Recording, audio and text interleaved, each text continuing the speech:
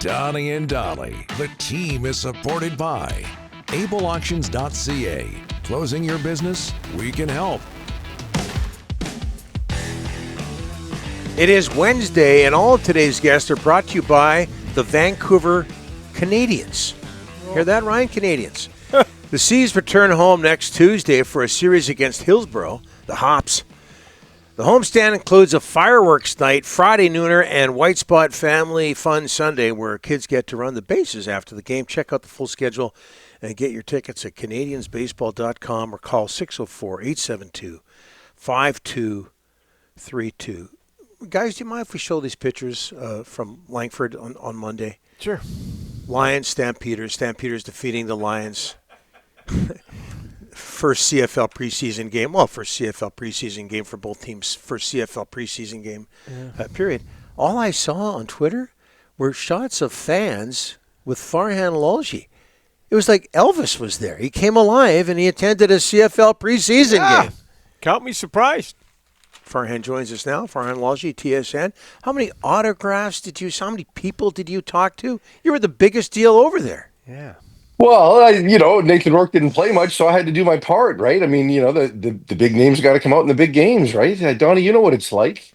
I used to. It was fun. It was, right. And look, I certainly did, take pictures and do all of that, but it was just fun to be there. The league does the good job, or the Lions do a really good job of putting on these types of events, whether it's Fan Fest up in Kamloops or camps that they run in the area, or concerts featuring Snoop, or last year's Touchdown Pacific, and then this event as well. In Victoria, you can say, oh, well, it was only 6,000 people for a CFL preseason game, but there was a vibe, there was an energy, there was an atmosphere for a preseason game, and that's what you're looking for. So I had a good time. Have they upped their game event-wise since Amar Doman took over?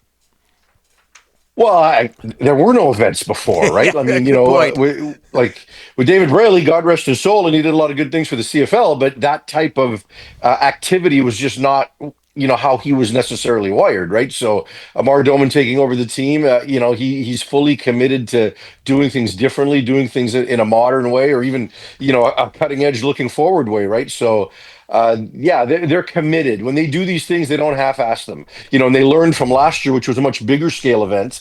And, again, even though this was smaller, they did a really good job of it. And everybody that was there, I think, came away entertained with everything else around them before we even got to the product. Well, what I didn't like about the Lions' effort in Victoria, the penalties, I think was it 187 yards? Like, what's up with that?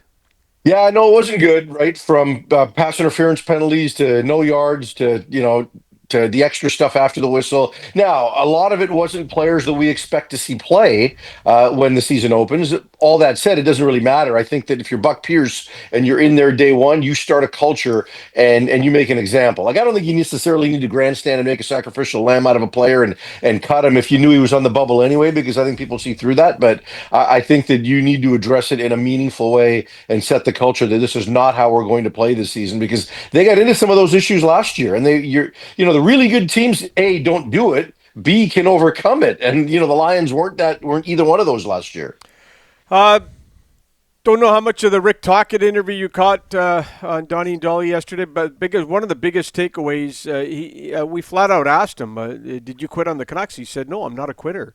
I mean, every day people make decisions on moving from one job to another. If Quinn Hughes leaves in 2 years, are the same people going to call Quinn Hughes a quitter? What did you think of those comments?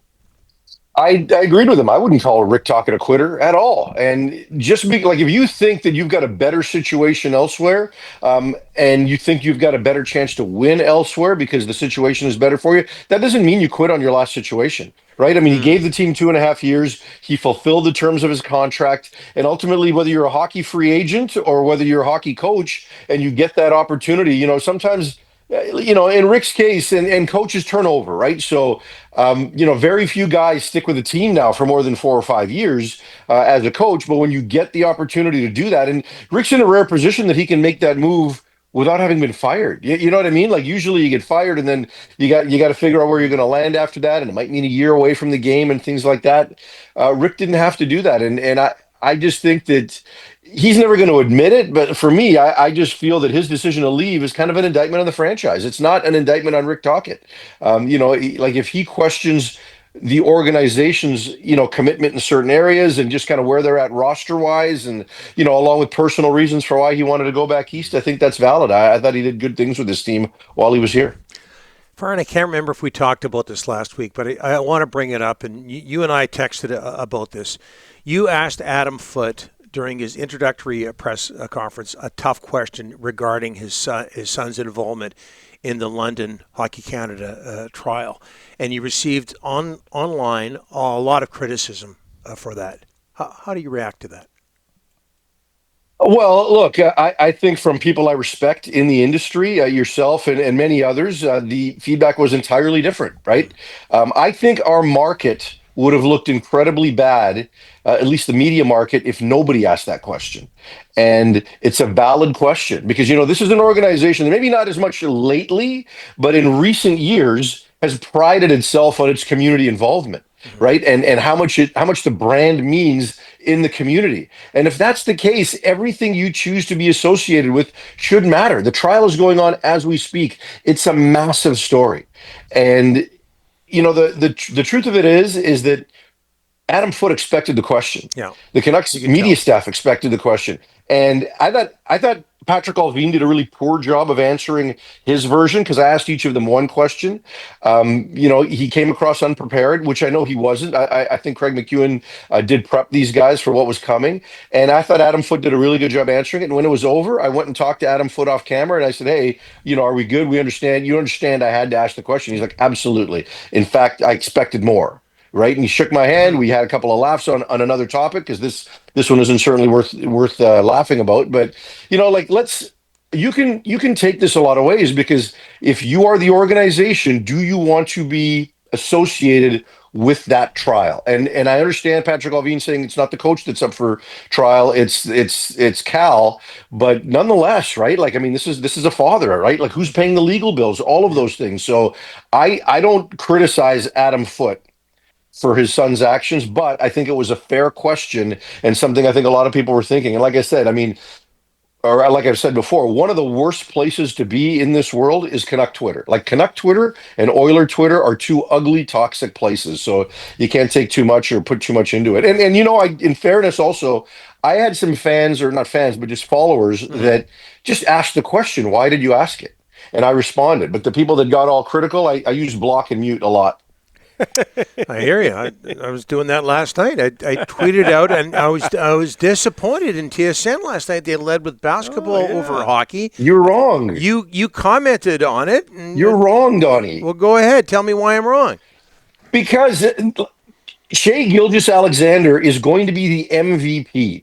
Right? We get tons of hockey players that play in the National Hockey League. That's just a Thursday. Like, that doesn't matter, right? If it's a Canadian team, I get it, right? We're not talking about Connor McDavid. We're talking about, just some hockey players that, they're in the Final Four, but they're not necessarily the best of the best in that particular league. This player is going to win the MVP. He scored over 30 points again last night. He set an organization record for 7 games in these playoffs, over 30 points. There's 5 Canadians playing in the Final Four of the NBA, right? How would you have felt if this was one of Canada's best golfers, or if it was one of, pick another sport, one of Canada's best tennis players in a big event? We're allowed to think about more than just hockey. If the only thing we're allowed to care about at the top of a show is hockey, that's an indictment on us. So I'm not telling you this because I work for TSN. You know me. You've known me a long time. And you know how I feel about other sports. I'm a football guy first and everything else second. And when a Canadian makes it big in a sport where Canadians don't always make it big, I think it's a bigger deal than when 2 American teams are playing hockey. You're absolutely right, as long as that Canadian is from the Toronto area. But you're absolutely right. You don't think they would have done this if Steve Nash was in a Final Four? No. I used to argue when I was at Sportsnet. We used to argue for Steve Nash with the guys back. You know this. We've had this argument a million times, by the way. Sure, but that argument has evolved, right? So I'm talking about Steve Nash in the early 2000s versus what that argument would look like today. I think it's entirely different, and I'm with you. Right, like I remember arguing with our guys because they they wrapped their head around the Buffalo Bills being a big deal, but they wouldn't wrap their head around the Seahawks being a big deal, right? Yeah. So we were on the same page there, but I just think that Nash, in Eastern Canada and everywhere else would have been treated differently today than he was then, right? And you're seeing more and more NBA players able to play at the highest level of this particular sport, which is a much more global game than the National Hockey League is. So I think we should expand our horizons. I got news for you. This hockey team's terrible. And when like the Vancouver hockey team, and if we are just so fully consumed by it and not allowing ourselves to look at other sports that, where maybe Canadians are doing better things in or give you reason as a Canadian to smile, we're missing out. So yeah, we should lead with other things from time to time. It shouldn't be hockey without questions. Here's something you and I can agree on, and I'm not going to agree with you there, but your hat's pretty important. Yeah. I got that right? It is. Yes. It is. Well, kids sport's a big deal to me. I've been involved for a long time, and they make a huge difference in amateur sport across our province and across our country. They were crazy enough to put me on the national board of directors a year ago, so I'm looking forward to the meetings in Ottawa in the next month, or actually in the next couple of weeks. But great organization. Proud to be a part of it. Farhan, we'll agree to disagree. Thanks. It won't be the last time. Thanks for this, my friend. Love you guys. Have a good weekend. You bet.